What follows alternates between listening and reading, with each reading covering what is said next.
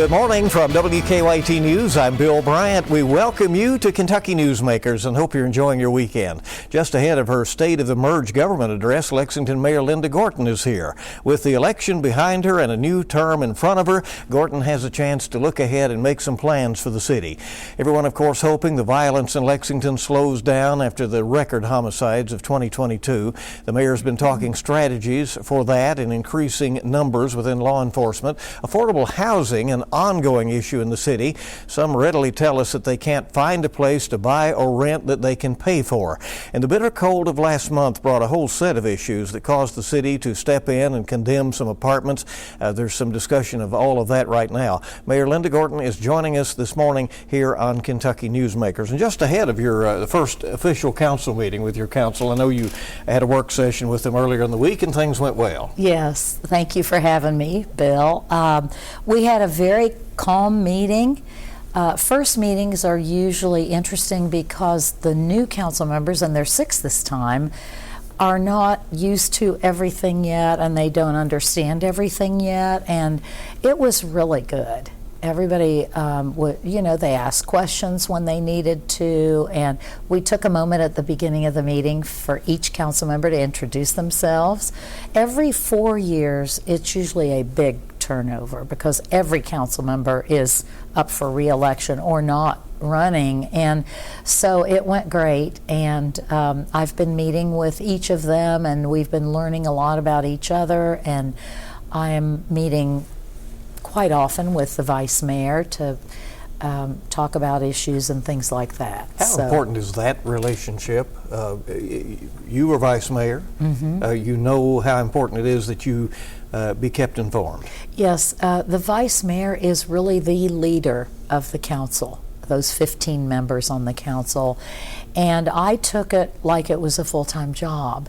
And the most important thing, I think, is the communications that the vice mayor has with the council members and with the mayor. And one of the things I did, which I know Vice Mayor Dan Wu is doing, is having an open door policy. So he's in his office, and when he's not in meetings, and council members can flow in and flow out, and they can have quick conversations, and that's the way you build rapport and understanding of each other, and it's extremely important. This is the most diverse city council ever, and 9 female members, yes. Right? So there will be lots of different perspectives at the table? Yes, lots of different perspectives, and I think that's a good thing because our community has lots of different perspectives. So it's really a better reflection of our community, and it's going to be exciting to see where we go.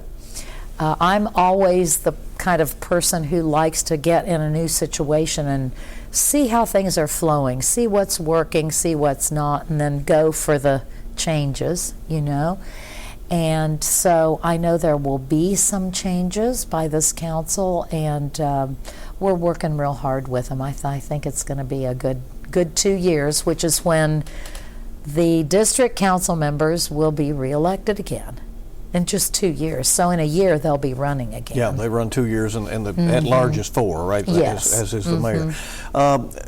And everybody goes into office hoping that the crime calms down. Certainly, the police department has been running close to 100 officers short. Yes. As you know, some other officers tell us that they never stop running from call to call, that it's difficult to do the community policing that you would like to see because of the short staffing.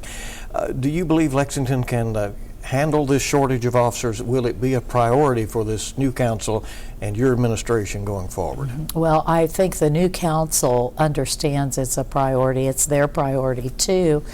And we all know we can't be a safe community and have other things that work well if we're not safe. So we constantly work on this issue, Bill, every day of the year. And we just graduated not too long ago a recruit class of police, but then we've got a lot of police who retire every year. It's a constant turnover that way.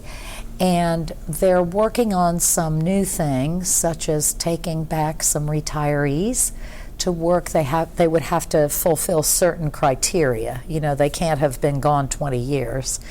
But some of those kinds of things, we've upped their pay in a huge way. They're about to, in the next paycheck, get a very large salary bump to their basic salary, things like that. And we keep working on it real hard and giving them the tools they need to operate. If we're not a safe community, the arts and the parks and all of that don't matter, right? Right, and the manpower shortages have been across.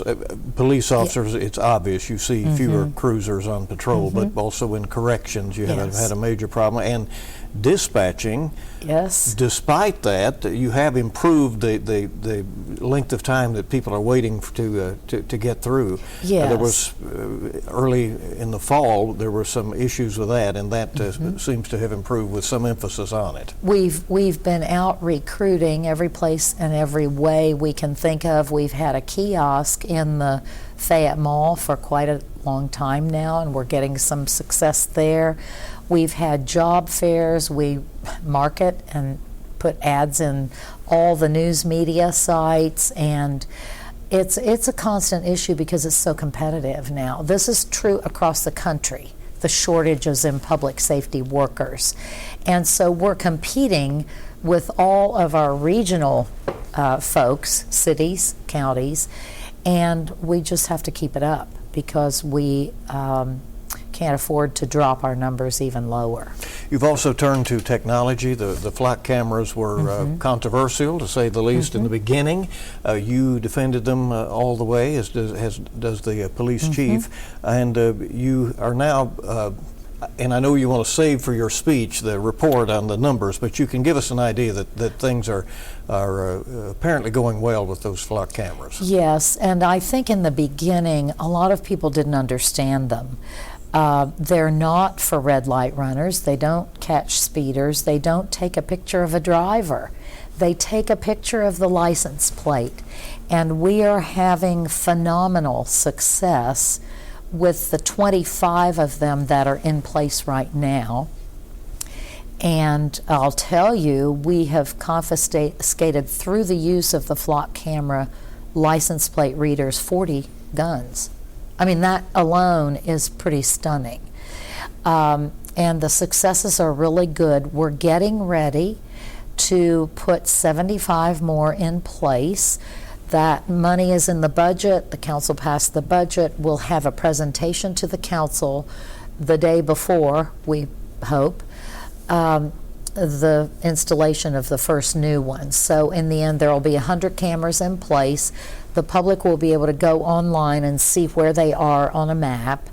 And these things are very successful, and there are thousands of them used across the country.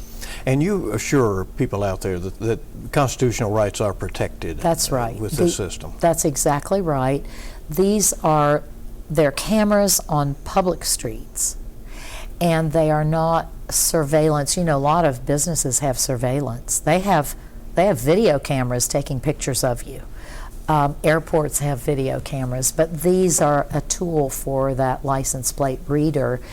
And I'm very excited. I have people in all parts of the community who come up to me, people of all races, and say, I want you to put those flock cameras in because we want the police to be able to do their job and be safe. I have a personal friend who had an issue with someone in their home, and the flock camera caught those people. I mean, it's stunning the work that it can help our police do. Some members of the new City Council expressed very strong interest in affordable housing issues. Do you think that the way forward could be this Tenants' Bill of Rights, which there's a real push for, and will there be some continued rent subsidies for people in the community from the city government, which I think you're sort of a pass-through for federal funds, but that will end at some point? Well, those are three different things. The federal funds, we still have federal funds. What we're doing is refocusing that rental assistance program to focus on the people who absolutely are the most in need. And so we'll be working on that this year. Back to the affordable housing piece, just yesterday we cut the ribbon on a new senior facility out in the Polo Club area that is for seniors who can qualify for affordable housing. The city has put over $36 million into that fund since 2014 when we started it, and we have leveraged around $300 and some million from our partners. This is a partnership. And we've built or rehabbed over 3,000 units of affordable housing since 2014. That's a big deal.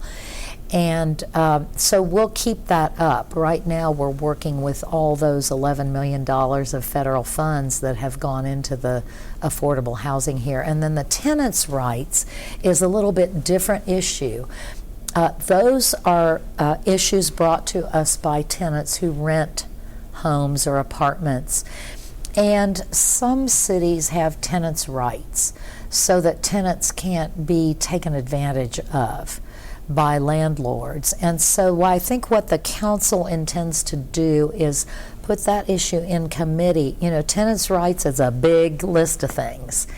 It's everything from accepting rent from any source to whether to take criminals or people with criminal backgrounds to there's a wide variety of things, and some of those items work in other cities and some of them don't work. So I've talked with the vice mayor about this. He's very intent on taking them one by one and looking at them to see if they really work. I would be in favor of some tenants' rights if we think they really would. Well, we saw quite the issue. You know, winters can be harsh and can test the city, and we got our dose early on around Christmas. Let's hope that's the toughest part we have this winter, right? But that historic cold left some people in unlivable conditions, and the city condemned some apartments and homes. What is supposed to happen then? And were those folks taken care of in the way that satisfies the city? We helped those folks because we're very focused on, in particular in that very cold weather. I mean, that was unusual for us, and we helped them find a place to live for a while. I think we put 100 people or something into motel rooms. I mean, that's a quick, fast answer, and it's not permanent, but it helps in the immediate emergency. And that was most unusual. I hope it doesn't happen again, but we don't know, do we? So we were able to help those folks. We helped a lot of folks who, most of our homeless went into shelter, and we helped a few people who had heat go out, and they had people on oxygen, they had people with health issues who were elderly, so we helped people like that. It's an all hands on deck kind of thing. It was a tough time. It was. You know, and there was criticism from the Catholic Action Center in the form of a letter that went out that made some accusations. Have those differences been worked out? Are people on the same page now going forward? Should there be another weather emergency? Well, I think that what my administration did, and in particular my Commissioner of Housing, Advocacy and Community Development, put out the facts in a return letter, and I believe we're prepared. People who needed to be housed were housed. And in fact, we housed people from other counties, Bill, who came here because they knew that we treat people without housing well. And so we've worked through all that, and we are prepared for the next time if it comes this winter or whenever. The legislature is meeting now. They have several bills that are of interest to the cities, either up for consideration or being talked about in the back halls. Right. One of those, and it is a bill, would make city elections partisan across the state. Right now, that's up to the city to decide. But the bill from Senator Damon Thayer and others would say the elections in Lexington would be Republican and Democrat, and that would be the case for all of the cities and school boards and other offices. You don't support that? So we have seen almost 50 years in Lexington of a charter that said we're nonpartisan. We have operated nonpartisan for almost 50 years. It has worked wonderfully. Nobody pays attention to who's registered how, and the issues just get discussed on their own merit. Are they good for the city or not? And so any council member, whether they're Democrat or Republican or independent, can talk with any other council member about that. They don't have to caucus in a partisan caucus. At local government level, I believe that's the best because I've seen it work year in and year out. So local government's very different than state and federal, and I believe if people take a look at how we operate here, nonpartisan's really a great way to go. And I think there are only 6 cities in the whole state that are partisan. It's overwhelmingly nonpartisan. 400 and some cities are nonpartisan. And again, they have that choice now if they want to do that.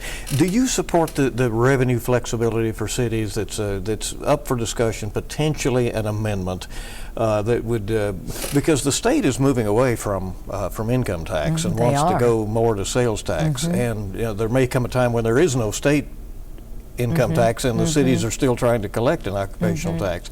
Do you want more flexibility for cities? I think that flexibility will be a good thing if they can get there, to give cities choices, a menu of choices. And right now we're very limited in how we can raise revenue, and something that might work well for Lexington may not work well for another city. And we've seen all over the country, this is an example, how the local option sales tax works. The people get to vote on a project that would put into place a local option sales tax to fund the project, and then when it's done, that tax goes away. That's a beautiful tool for cities. I think of City Hall. We're going to have a city hall. Build a new one? But it might be a new one or it might be a rehab. We don't know yet, but our space study went out this year, and we've gotten the proposals back, and so we're close to doing the actual space study with a consultant, and that will be done late in the spring, early summer.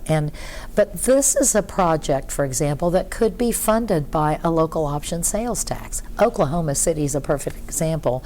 It works well there. They've built many public buildings with this local option sales tax. About a minute left here.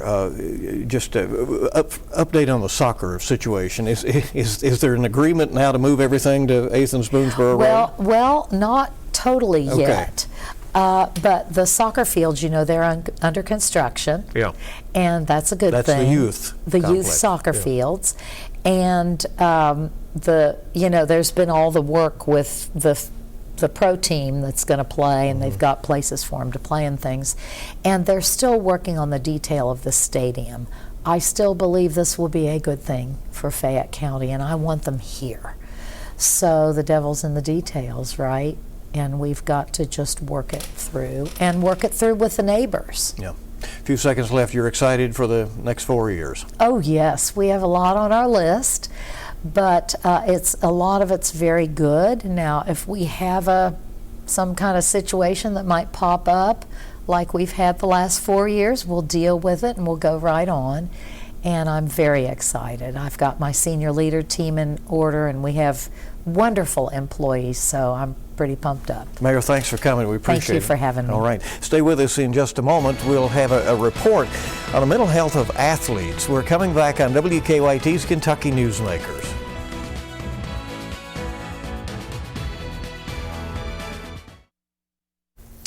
Welcome back to Kentucky Newsmakers. The Kentucky basketball team has experienced some highs and lows this season, but their struggles haven't only been on the court.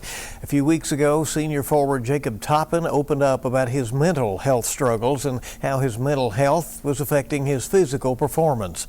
Our Lee K. Howard sat down with a professional counselor in Lexington who knows the mental struggles of playing college basketball at the highest level. We sometimes see athletes as superhuman. Toppin comes out of nowhere, catching flight and scoring the putback. But when the game is over and the bright lights go out, they're often left with the mental struggles of performing at a high level. I was messed up mentally. I wasn't thinking right. Even when I was on the court, I wasn't fully on the court. So it was really hard for me. Following a game in early January, Kentucky senior Jacob Toppin opened up about his mental health struggles. Honestly, I probably reached rock bottom. There was no bottom before this game. So I just try to focus on climbing back out of the hole that I was in, and I took a step forward today. When you do find yourself in that place, letting people know where you are mentally, like I think he did, and having people who were close to him being able to reach out, and him reaching out to people he trusts. Andre Riddick is very familiar with the mental struggles of playing basketball at a school like Kentucky. From Brooklyn, New York, Andre Riddick. The former Wildcat said he had his own struggles during his playing career. Coach Pitino set me up to go see a sports psychologist, and I met with him, talked with him, and I was able to kind of work through some things, and he really helped me out. And that's why, one of the reasons why I'm a counselor today, because of my experiences during that time. These days, Riddick is a licensed professional counselor in Lexington, helping those who, like Toppin, are dealing with mental health issues such as anxiety and depression. It's never that because I'm an athlete, I'm not human, and I don't have things going on that I need help with or need to talk to somebody about. So it's the fact that we need to come away from making people, looking at athletes as superheroes that don't have problems, but superheroes who do have problems. A recent study by the NCAA found that 30% of student athletes say they feel extremely overwhelmed, with 25% reporting mental exhaustion. Another study reported 31% of male and 48% of female NCAA student athletes reported having depression or anxiety symptoms. We've done a lot of work, and it's not been on the court. You had guys feeling the weight of the world. And that's why it's not life and death. And while performance anxiety is not unique to athletes, it can be elevated due to their high profile and outside pressures through things like social media. I know I don't pay attention to it. I don't know if they don't. Sometimes I think they're reading that stuff. You just can't. It's a different time and age. It's funny, I'm sitting with Jeff Shepard. I said, Jeff, what if he had social media back then? I do think that as athletes are looking at their dreams and looking at their future, a lot of times they miss the moment, and that's sad. They don't need to miss the moment. Jeff Shepard was a part of 2 national championship teams at Kentucky in '96 and '98. And remembers what it was like to feel the weight of the world on his shoulders. The best thing about Kentucky basketball, the expectation. The worst thing about Kentucky basketball is the expectation. Advice he gives his son Reed, one of the top high school prospects in the country, who will suit up for the Wildcats next season. We tell them that, who's responsible for my mental health? My teammate. And I'm responsible for his. And when that relationship exists, then we got 2 people working. Now we got 3 people working. Now we have 12 people working. Now we have a whole community working. Now we can win. And it's that team mentality that has helped Jacob Toppin get back to the right frame of mind. I had a lot of support from my teammates and my coaching staff, and it just feels good to just be back to my old self. I feel good mentally and physically, so we just move forward and try to get better as a team from here. Lee K. Howard with that report that we wanted to air once again so that you had the opportunity to see it, and we hope you'll stay with us in just a moment. Some cheerleaders in Kentucky getting a lot of attention. Before we go, we'll have some info on that.